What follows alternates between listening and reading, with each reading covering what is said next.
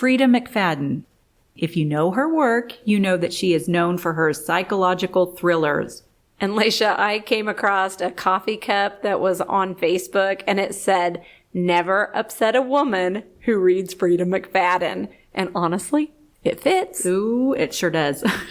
I think we could gain a lot of inspiration from Freida McFadden. Not sure we should act on any of those, though. Oh, no. Hello, everyone, and welcome to this episode of the Book Barn Book Club. Since spooky season has arrived, we thought it would be a great time to read one of McFadden's thrillers, The Housemaid. Yes. I'm Leisha. And I'm Lanie. And let's talk books.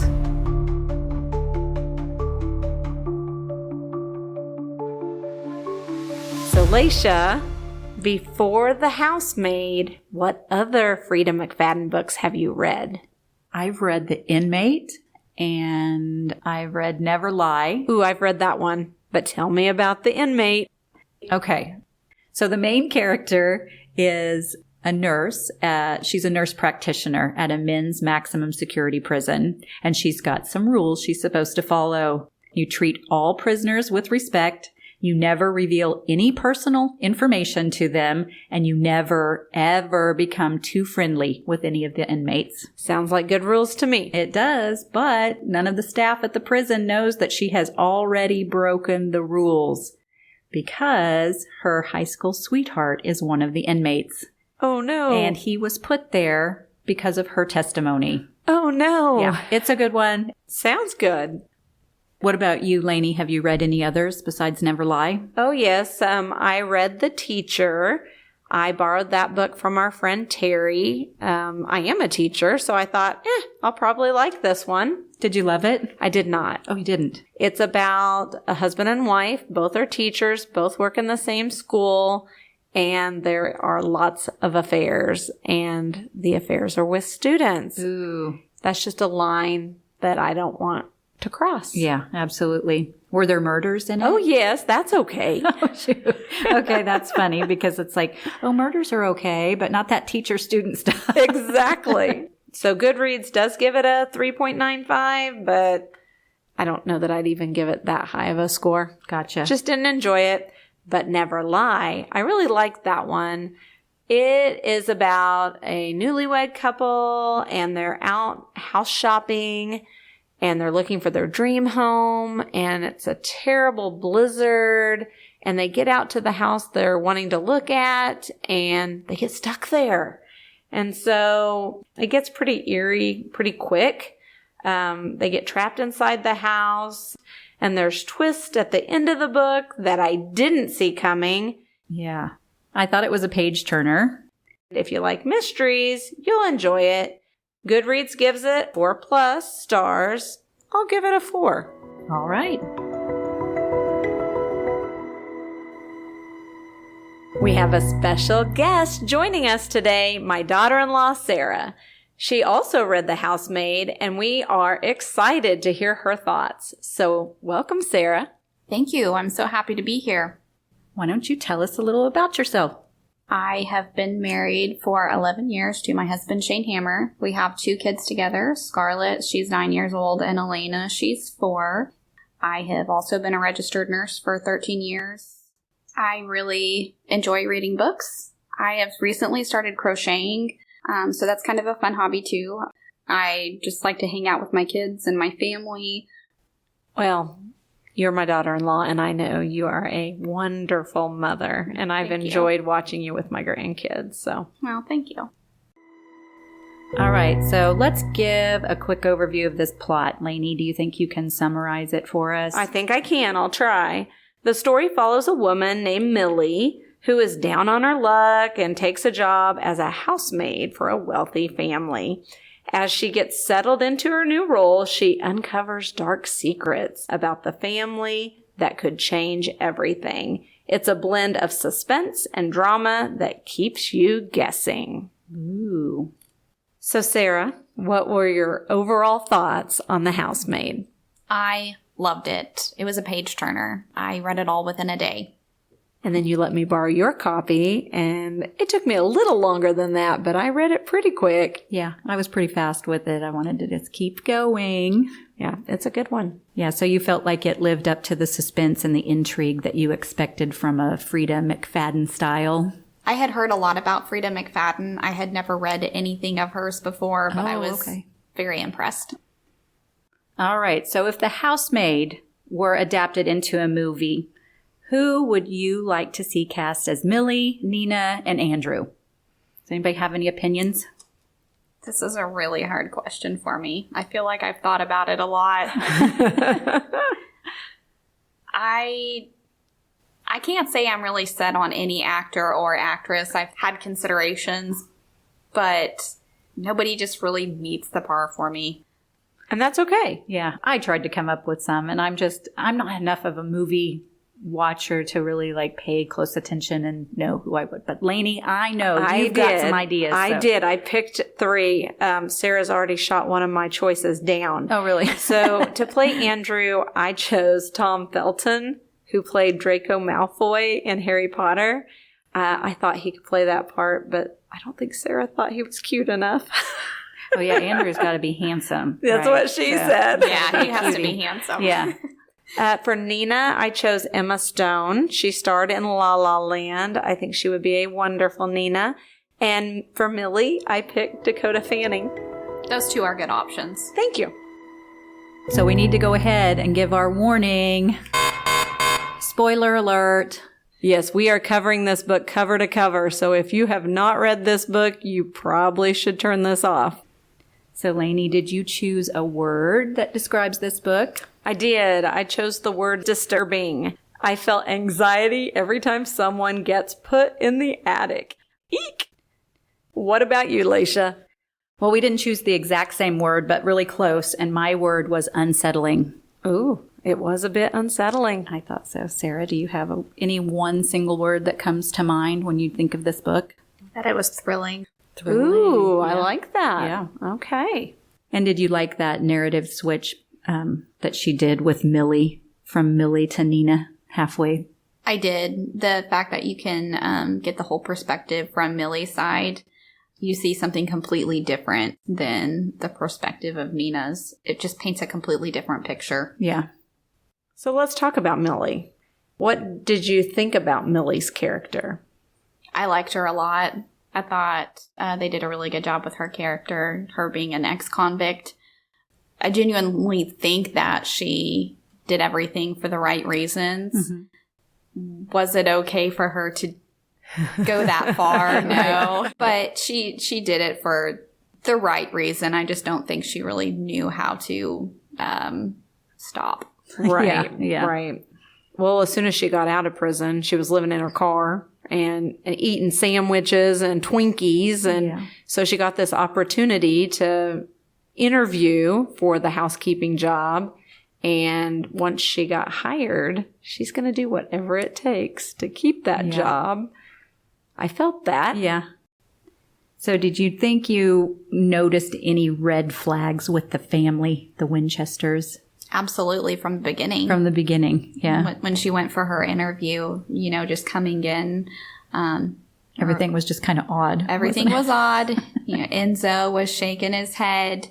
Oh, yeah, the hot Cecilia. Italian. Yeah. Yes. Cecilia was the creepy little girl in the lacy blue dress. I know that Millie kept saying, this is the one that's going to kill me when I'm sleeping or something like that. She did. She actually, I wrote that down. Millie at one point thinks, if this is the part of the job where I find out Cecilia has actually been dead for 10 years and is a ghost, I am quitting. Yeah. And you know what I thought was hilarious is that Millie kept speaking Spanish to Enzo. Not very well. No, I just thought every time she did it, she was like, wait, was that Spanish? And he told her, porcolo, which means danger, but she thought he was asking for a cola with lime. Yes. Uh-huh. You would think that if somebody said that and you figured out what it meant, you might think otherwise about your decision on keeping the job. Yeah. Well, and as soon as she was walked up to the attic and got the creepy vibe. Yes. Let's talk about the attic. All 3 of our main characters have ended up in the attic. First was Nina. Well, we don't find that out till later. No, not till the second half of the book. But she was the first to get stuck in the attic. What'd you think about that, Sarah? Yes. Not just stuck. Locked. She was locked in the attic. Yeah. Andrew puts her there. He does. It was messed up. It was messed up. That is the best way to say that. When you look at his mother, though, I mean, and you see that at the end of the book, she even said he got what he deserved at the end. It made me think that she probably punished him in the same way. In the same way, yeah. I thought that too. Yeah. But to have your wife pull out 100 strands of hair and then count them and she's off by 1 or 2 and make her do it all over again? Yeah. Just inhumane. Very much so. You know, Cecilia, she was portrayed as the little creepy girl in the first half of the book. And then when we saw Nina's perspective, we know that she was scared of Andrew. And she knew that anytime she did something that displeased him, he punished her mother. Yes. Sent her to the... She didn't know maybe where she went, I don't think. I don't know, but I know Nina was afraid that her daughter would get punished. Right. So she would just willingly go to the attic. And it took a little while for Millie to get in that situation where they locked her in the attic. Mm-hmm. But I didn't know that Andrew was a bad guy. Did you guys know that from the very beginning? No. I mean, from Millie's perspective, he's a good guy. That's all she saw. Right. Well, you know, it's Freida McFadden. True. So I am constantly thinking, where's this twist? Where's the twist coming? Is it going to be Andrew? You know, Nina was portrayed as the crazy one. And so you're thinking she's the one that's going to lock her in the attic, or the attic is going to have something to do with Nina, which it did, but not in the same way that she's leading you to believe.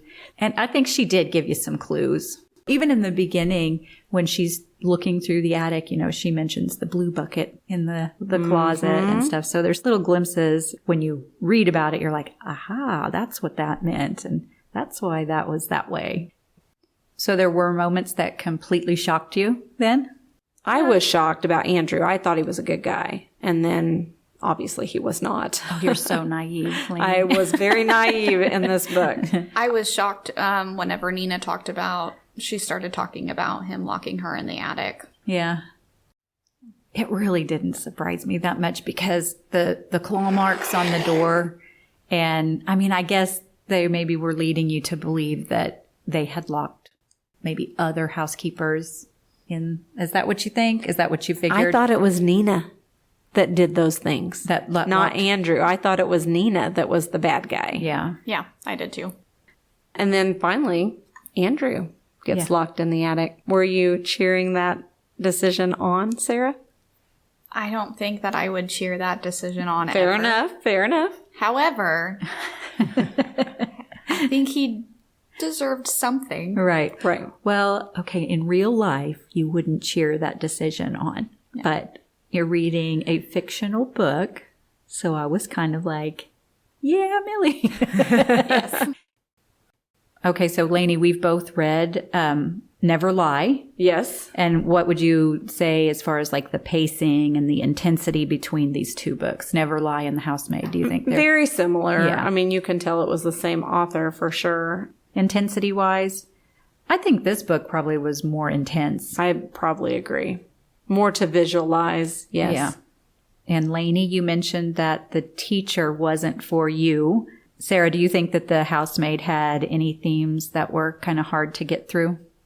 No. You just kept going. Yep. So Leisha and I like to find a paragraph from the book and read it out loud.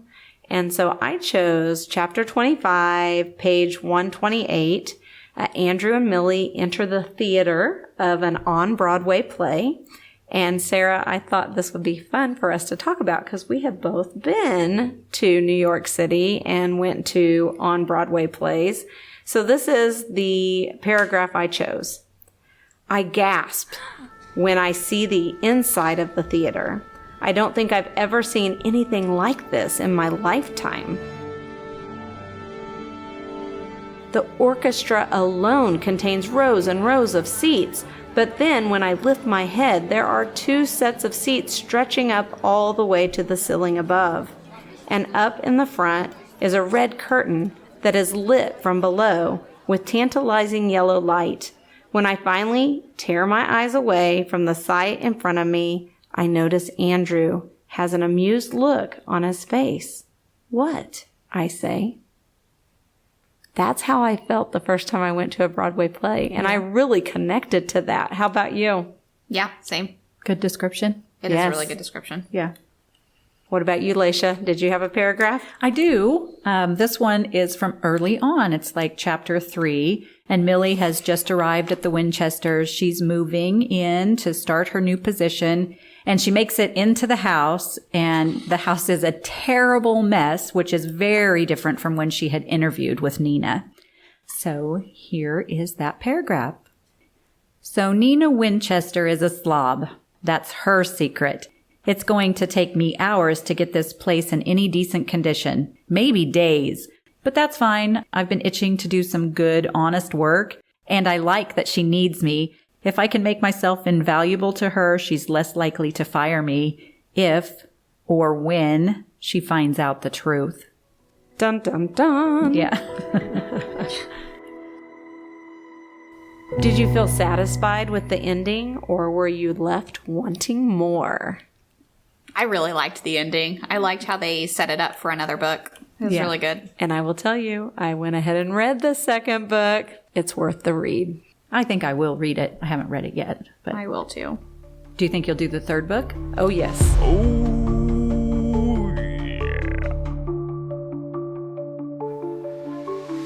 So, Sarah, tell us your favorite parts of this book.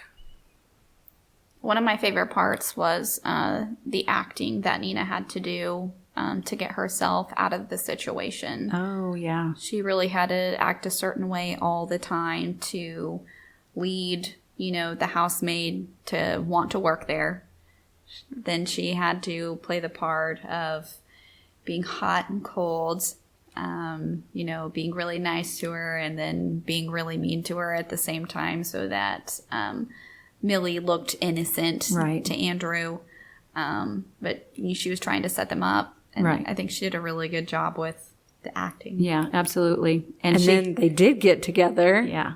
And she had to be a good actor. Nina had to be a good actor with Andrew, too, because she had to play the part of a loving wife. But then she wanted to let herself go enough, hoping that he would not be in love with her anymore. Right, not be so interested in her. And then brings in this pretty young thing who she's hoping will take her place, which her plan worked, right? It did work. And it wasn't until the very end that Millie finds out that Andrew's really a very bad man. Very bad, yes.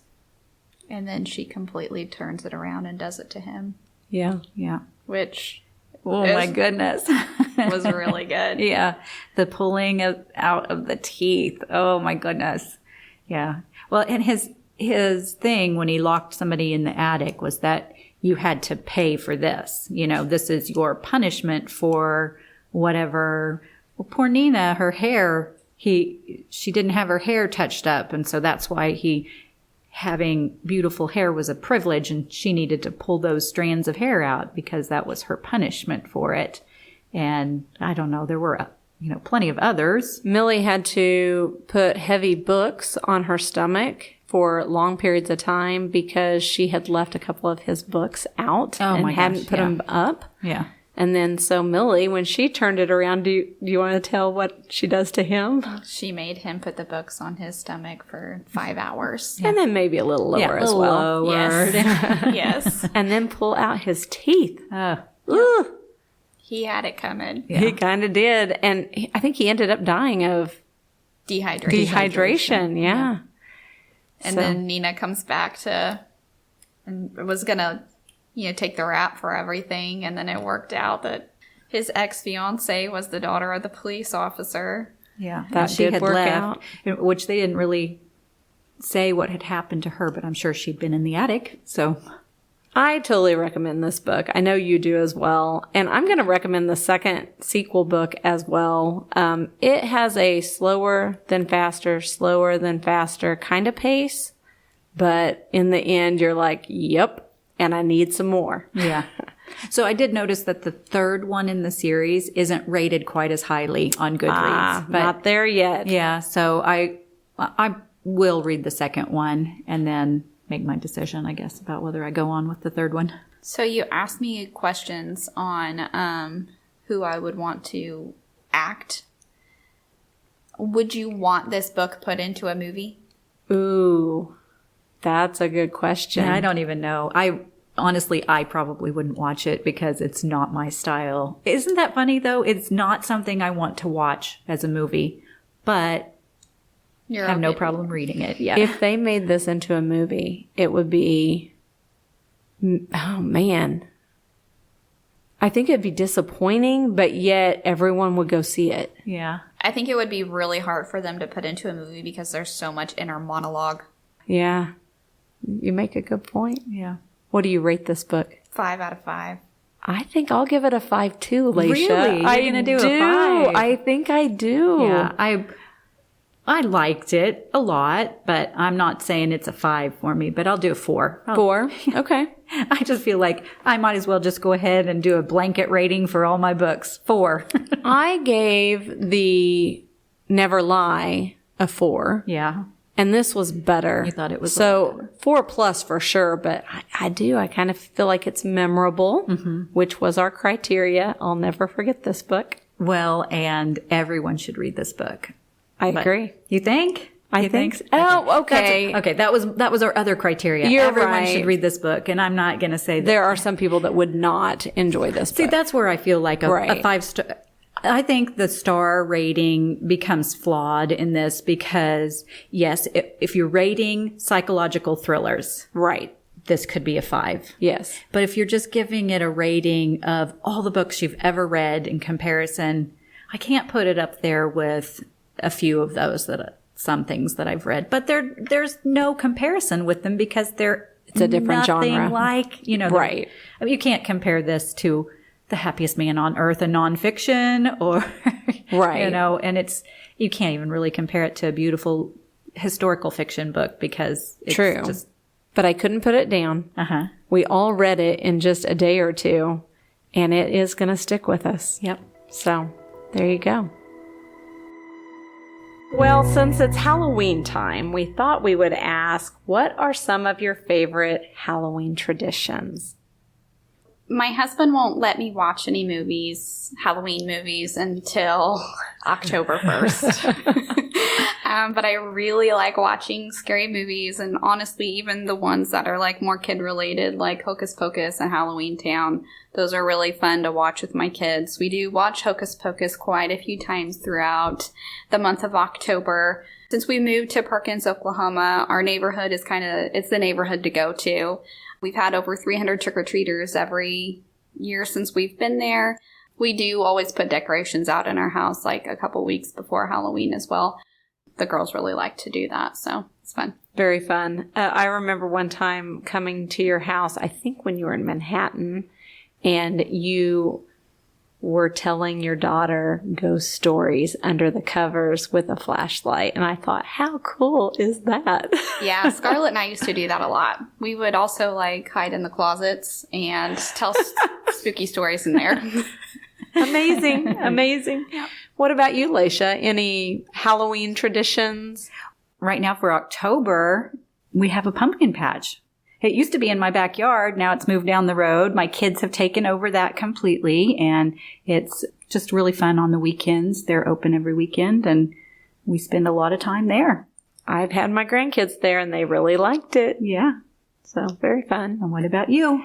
I think our neighboring town, they do the Neowalla Festival, which is very cool. They have plays and pageants and parades and food trucks and just a little bit of everything. Carnival. Yeah. Carnival. Yeah. And so that's been part of my October tradition for my whole life. So, and going back to Queen Nila, the pageant, I've been attending that for over 50 years with my mother. And you were in it. And I was in it. I was in it in 1989. Yeah. So good times for me. And I know you were like second runner-up or I something. was. Yeah. Yes. And you were in it. I was a couple years behind you, and I got Miss Originality.